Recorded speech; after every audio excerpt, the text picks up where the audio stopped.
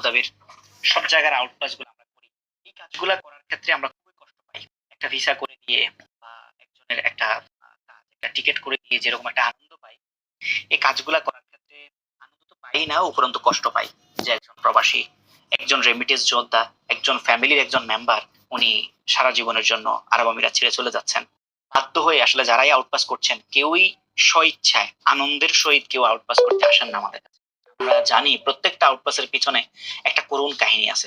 করুণ কাহিনীগুলো এমন, অনেকে ভিসার জন্য টাকা দিয়েছেন, কারো মাধ্যমে ভিসা করবেন, কিন্তু যখন টাকাটা দিয়েছেন টাকাটা মার গেছে, টাকাটা খেয়ে ফেলছে, টাকাটা নিয়ে ভেগে গেছে, তখন আর দ্বিতীয়বার আর টাকা জোগাড় করে ভিসা করবেন এই সুযোগটা হয় নাই, ভিসাতে জরিমানা চলে আসছে।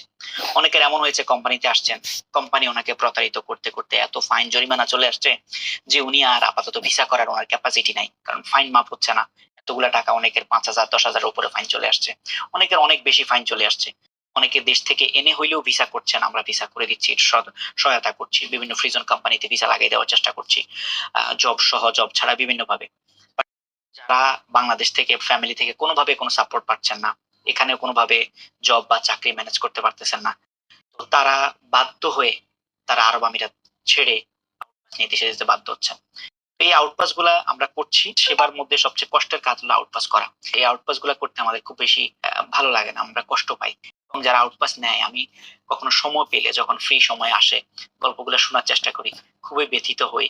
অনেকে ডিসকাউন্টের জন্য বলেন, তো আমরা একটা আউটপাসে আমরা মানবিক দৃষ্টিকোণ থেকে একটা আউটপাসে আমরা সার্ভিস চার্জ রাখি না। অনেক সময় নর্মালি ন্যূনতম যে একটা সার্ভিস চার্জ থাকে সেটা অনেক সময় ছেড়ে দিতে হয় প্রবাসী ভাইদের জন্য। সুতরাং যাদেরই এই সংক্রান্ত কোনো সেবা লাগবে যোগাযোগ করবেন ইনশাআল্লাহ।